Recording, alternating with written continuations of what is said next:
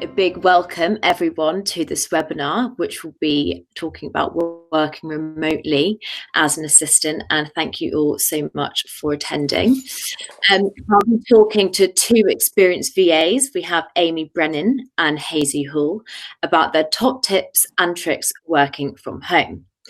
Amy is an EA to the CEO of a software company called Zepatel, where all employees work virtually. Amy is based here in the UK, but has colleagues that are based in Japan, Israel, and Panama, to name a few. On top of that, there are over 10,000 employees who all work virtually. And then we have Hazel, who is joining us all the way from Johannesburg in South Africa.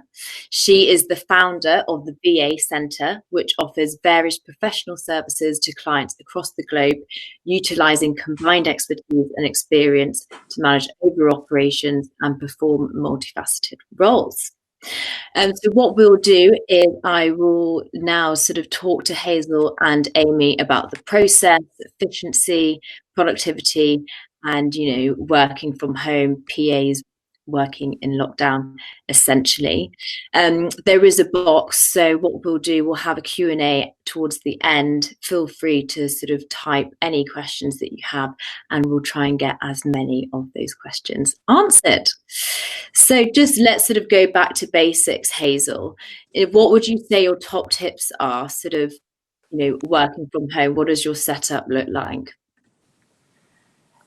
I'm fortunate that I have my own office with a door, which becomes very important when you're working from home, taking meetings and calls, that it can be closed so you can keep that noise out.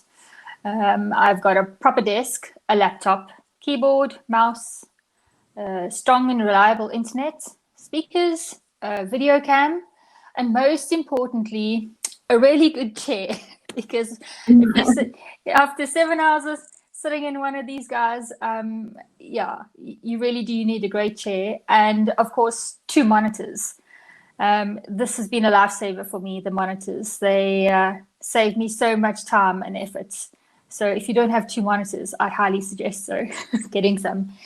I'm also lucky that my windows look onto our garden. So during the day, the birds keep me entertained. Yeah. No, it's the birds have been now at spring. I'm waking up to not my phone alarm to the birds singing, which is a nice surprise. So Amy, in terms of sort of technology, what do you use to sort of keep in touch with your principal? We use just about everything and anything, but the main ones that we use are Zoom. That's our primary video conferencing system that we use throughout Zepatel. We also use Skype, which is really great for sort of instant meetings where you haven't sort of scheduled them in if you just want to give somebody a quick call. And also it's a really good tool for instant messaging, which is just great.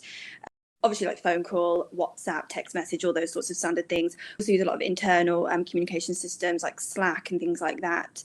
But Zoom and Skype are probably the biggest ones. I'm always face to face with people like this every single day, especially my principal. We probably speak, 6 to 10 times a day on a quiet day. So, and obviously email as well, actually, that's a major one. Obviously, we're emailing back and forth all day long with my colleagues. So there's always a way to ping somebody. Yeah. Yeah. Okay. Fantastic.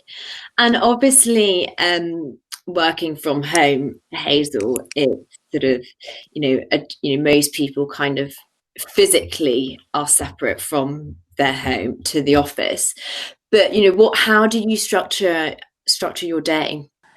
I've got various clients. So, and each one has different amount of hours. I've contracted them for a different amount of hours. So I need to ensure that I set the correct amount of time aside for them each day.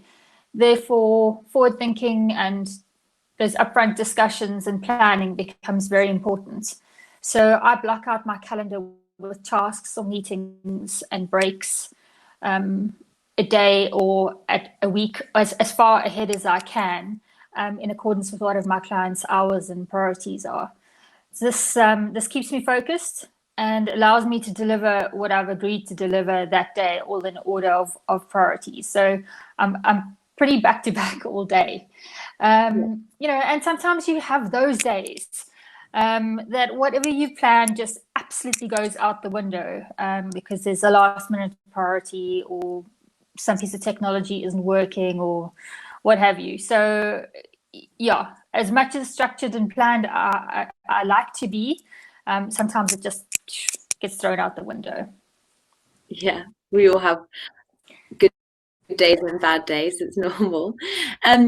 Obviously, with the current lockdown, it's not just employees who have been affected by it. It's obviously people with children as well, or So, I mean, in terms of Amy, what advice would you give to sort of PAs who are in lockdown who do have children?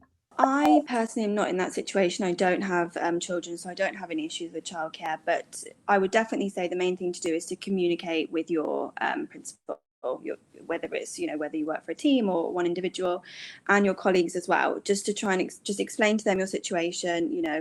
This is abnormal for everybody. People are going to be a bit more, lenient and understanding. You can't send your child to school or nursery like you normally would, and everybody needs to be a bit more forgiving. So I would just suggest, if you've got school-aged children, try and involve them in your day. They've obviously got work to be getting on with. The Easter holidays are over for most people. So I'd say try and make it a bit of, mum's at work, dad's at work. You need to be at work as well. You've got schoolwork to do. If you've got younger children, and obviously that's not possible, I would try and schedule your day around them. So obviously, if you have to get your child up and fed and dressed and entertained in the morning before they have a nap, block out your diary and say, hey guys, between 7 and 9, it's just not really possible for me. Please give me a bit of time to catch up after that. Just communicate, and people should be okay. Nobody's done this before, so it's all no man's land as far as kids are concerned. Yeah, exactly. Well, I know Joe Wicks's PE teacher, his sessions are going treat with sort of families with young kids and adults, and it's obviously 30 minutes at 9 a.m. So yeah, he's making a huge success during this lockdown. So now kind of just more going on about efficiency and productivity. Again, Amy, what would you say your top tips are about sort of staying productive, working from home and remotely? I'd say the biggest one is creating and then sticking to a routine, just like you would have if you were, having to get up and commute in and go to an office environment. It shouldn't really be any different. I try and log on to work the same time every day around 8 o'clock, which is earlier than it would be if I was traveling into London. So, I have almost an extra hour in my day there. And I try and log off at the same time every day, around 4:30, 5 o'clock, obviously depending on what my day looks like. Sometimes I have to start a bit earlier or finish a bit later if I've got meetings with the States, for example. There's always give and take, but I always try and take at least 30 minutes for lunch. It's important to take breaks. That helps me stay focused. In the morning, I know I've got lunch to look forward to, and it also fuels me for the afternoon, having had a bit of a change of scenery and a break.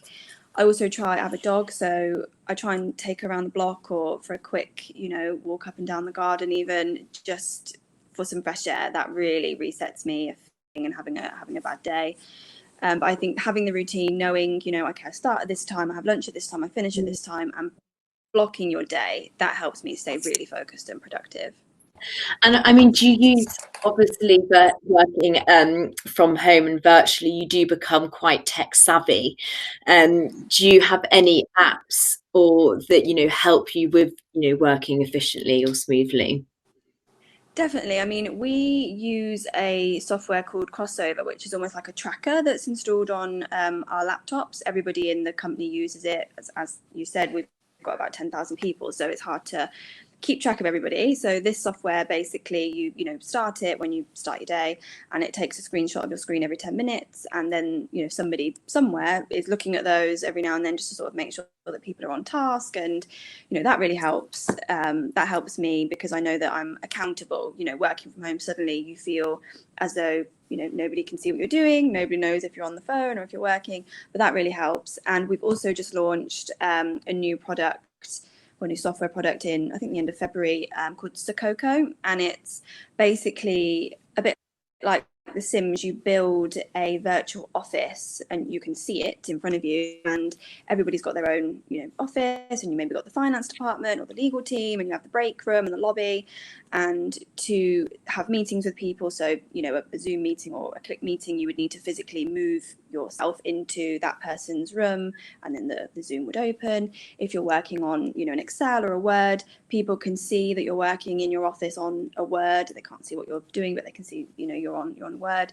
So it just gives companies and other people a lot of more visibility, and that definitely, I think, has helped bosses be a bit more, not trusting, but a bit more comfortable. They can see what their employees are up to all day, and also if you can't get hold of or something in, you can see where people are. She's in a meeting there, or he's doing this over here, and it just helps create that visibility. And I think that definitely, people can see you as if you were sitting in London, so it definitely keeps people focused. Yeah, and I guess this the big trial of this coronavirus, everyone has sort of been forced to work from home, so it's kind of it's a trial for sort of employees and businesses to see how they operate, and I guess it's also helping build up that trust, to reassure people that people are still working, and maybe after this pandemic, more people will be able to work from home. Talking, sort of staying on the technology side of things, Hazel, I mean, have you completed any online courses at all? What's the biggest, lesson you've learned sort of working from home? I'm forever learning. So specifically, no, I haven't done any courses, but all of my experience from working as a corporate EA, I just transferred into the VA space. But saying that, being a VA, you really need to be tech savvy, and I'm forever learning a new platform, an app or software, especially at the moment as business needs are changing. Lots of companies across the globe are pivoting into the virtual space where they've never had to beforehand. And so at the moment, as example, I'm learning Microsoft Teams, LinkedIn Sales Navigator, MailChimp, WordPress, e-commerce, and I can guarantee you, as soon as I've wrapped my head around those platforms, one of my clients is going to come up with something else for me to deep dive into. So even though I haven't specifically gone and done a course, the clients are always looking for, some sort of new software or platform that can help their business. So, so that's a continual learning curve. But I would say that if you were looking to go on a course, maybe try on Facebook. There are two wonderful groups called VA Handbookers and the VA Handbook. They're UK based, and there's an invaluable amount of information on these platforms, where VAs ask questions of each other, because it becomes quite isolated when you're working on your own. And sometimes, like for me, I don't have a support system where I can just ask a quick question. But with these two Facebook pages, I can ask any questions or actually just search the questions, and sometimes the answers come up. So if you're looking to do a course or looking for some sort of support in that space, those are two good places to go. And I guess also it's kind of nice having that interaction with other VAs who are in the exact same situation. So going, Amy, in terms of separating yourself from work and home while still being at home, what do you do to sort of shut off and wind down at the end of the day?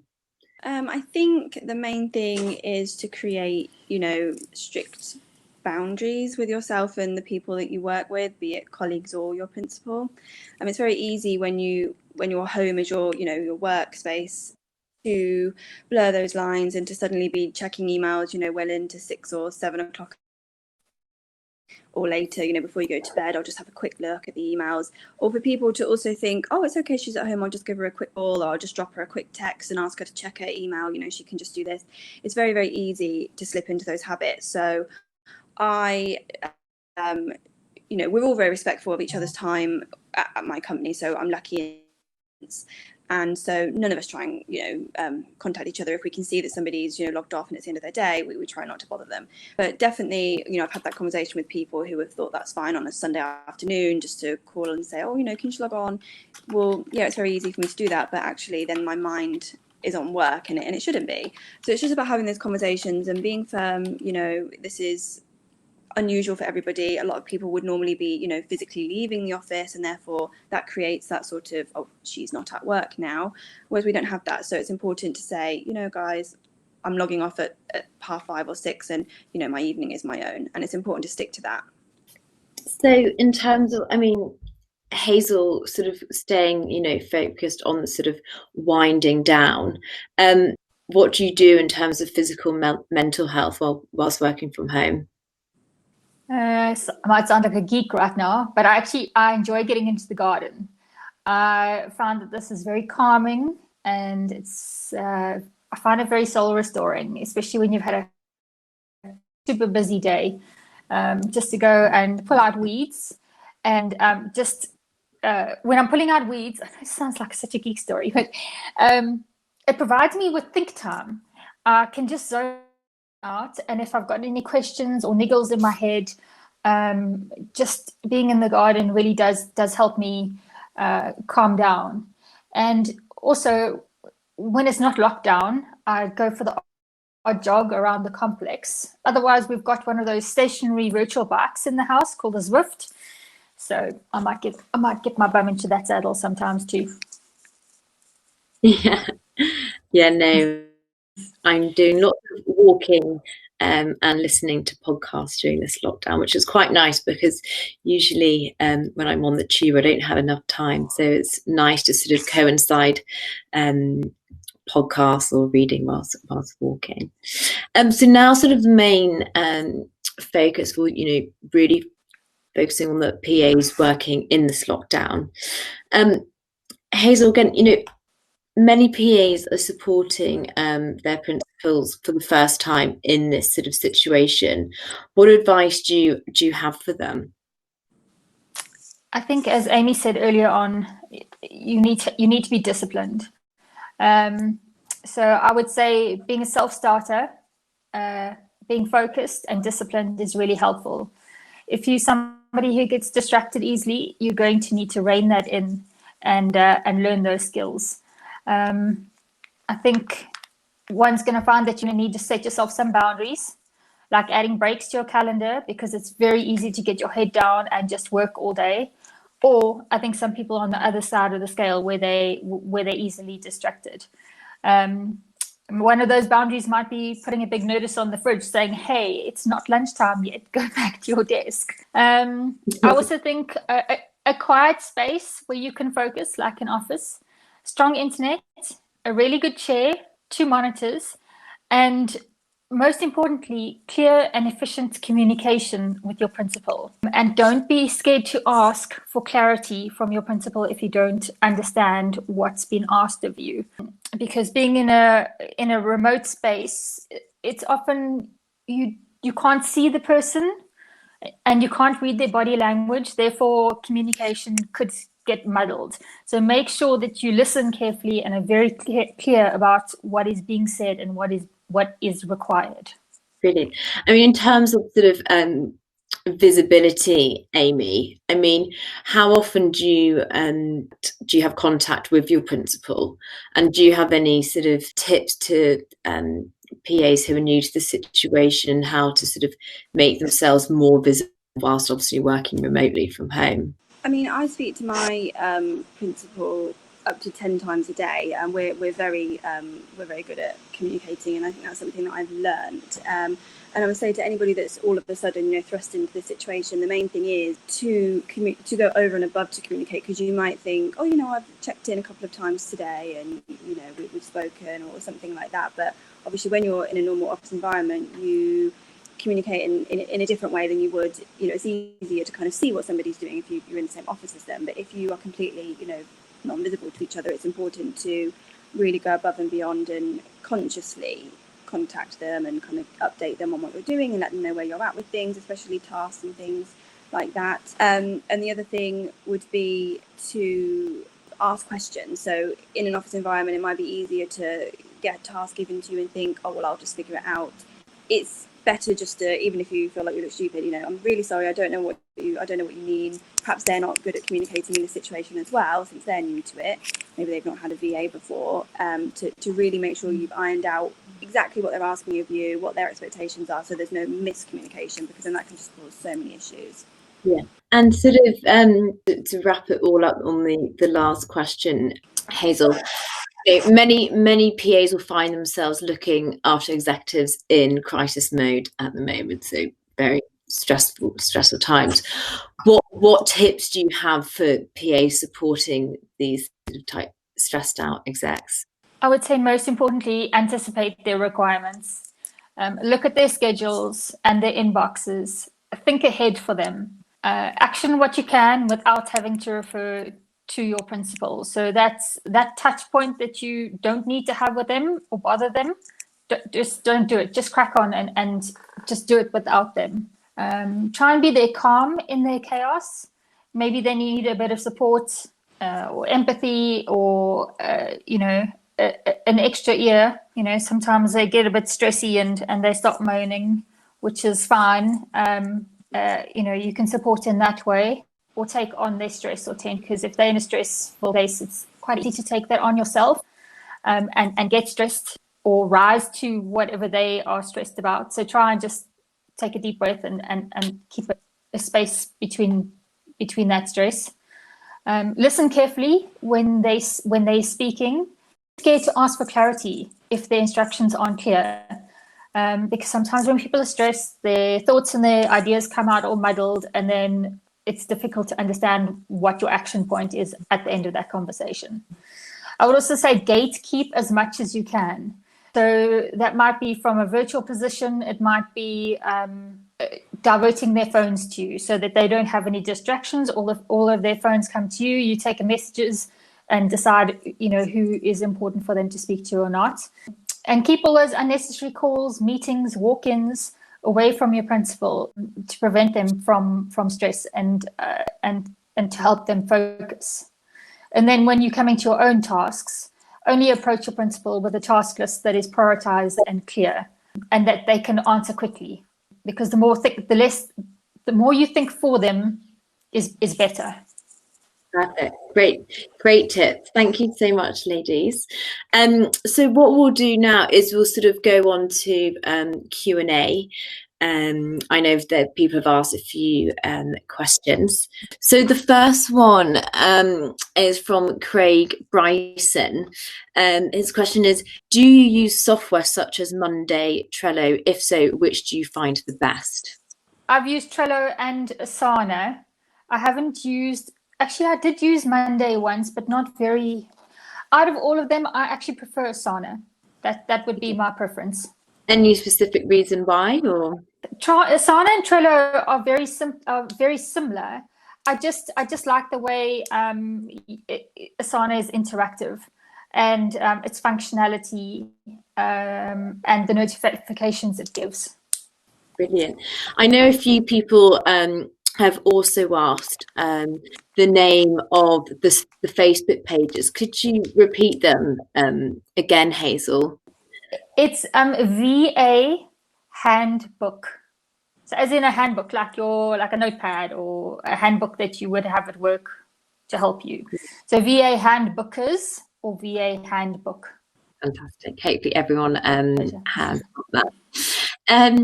Another question which was also asked, again, the difficult bosses was one. In terms of, VAs and recruiting for them, obviously Tiger Recruitment, we do have Tiger Virtual as well. So we do get on, we do hire virtual roles. I mean, are there any specific agencies out there at all that do this?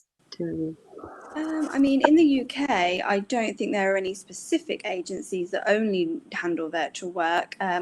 I always check, when I'm looking for a role, I always check Sex in the City, because you can do a keyword search, you can put sort of work from home or remote or virtual, and it'll bring everything up. The other one, I mean, I got my current role with another agency called Sidekicks, but again, I think a lot of agencies are taking on virtual roles, but I think it's hit and miss as to who, gets them. These roles are quite new in the sense that companies are only just sort of starting to see the value of virtual assistants, I think. So I think stick with your, normal agencies if you're registered with other ones, or check Sex in the City. That's what I would do. Yeah, sure. I think I agree with you, Amy. Sex in the City is a great one. LinkedIn is fantastic because you can put in your search, your search keywords, and it could be virtual assistant, and so that's a great way of finding clients. I know of probably a few other ones in the UK, but they're not agencies as such. They're actually they actually take you on board and you work as a VA from a permanent position for various clients of theirs. So as far as I know, Tiger is in a unique space where you guys do offer those recruitment services, which I think is a good space to be in right now. Definitely. Also another question from Emily. She's sort of asking about Microsoft Teams and sharing a screen. She says, my boss likes to dictate whilst I type, but I can't find any good software for us to do this remotely. Do you guys have any tips on that? So I would use Zoom. Zoom I absolutely love it. I think it's the best thing since sliced bread. You can share a screen really, really easily, and you can also record the meetings as well. And you can actually do just an audio record. So even if, you can't quite catch up, or you want to record it so you can listen to it back and, do the dictation then, that's what I would do. I mean, I do a lot of sharing screens with presentations and documents with my boss, and so he can see what I'm typing as I'm typing it, and it's all in real time. So I would use Zoom. I did a quiz on Zoom, and it was very she put on a PowerPoint, so we could all see her computer, which was really good. Hazel, do you want to add anything? So like I said earlier on, I'm new to Teams, but I know that you can record and you can share screens, and I'm sure you can record a video as you, or you can record as you sharing screens. But if you can't, otherwise there's always apps on that you can download that can record vocals. Mm-hmm. So, voice notes and stuff like that. So if your boss is dictating, then just download one of those apps and record while he's talking, and then you've always got it to refer back to. Sure. Craig's asked another good question. How do you deal with time zones? Singapore, USA, if you're based in London? Yeah, so I'm based in South Africa, and my contract says that I work from 8 to 5. So if I take on my clients are all UK based, but if I had to take on somebody who was America based, I did work with somebody who was in America based, but he literally lived on an airplane. So a time zone was all one space for him. So as long as I was working my hours, my 8 to 5, he was fine. And which is quite nice, because being on the other side of the world, they wake up to all the work done. Yeah, when it comes to time zones, I just have mutual agreement and upfront discussion with the clients. Okay. Fantastic. Does anyone have any more questions they would like to ask? Oh, that's a good question from Maria. How do you take minutes? Do you record meetings? Yeah, absolutely. Record everything. Record everything. Yes. Compliance and legal, they love a recording, but it's just useful for minutes. I will type as we're going along during a meeting, and inevitably there's there are gaps to be filled, and then I'll go back to the recording and fill in the gaps from there. It makes it it's very helpful from an accuracy perspective. Obviously, Hazel, you support various principles. Jessica Orchard has just asked a useful question. When you are servicing multiple clients rather than one employee, do you charge by the hour, or is it task based? How do you sort of charge people for your services? Some are per hour, and some will like a contracted set amount. Some of them like a pay as you go per se, and others will say, okay, I'm contracting you for 50 hours or 100 hours or whatever it is. Yeah, so per hour. But you can do it task-based as well. So sometimes when it's projects, so let's say, you're putting on events, the event is to do this webinar, you can decide and agree a set fee for that event. Yeah.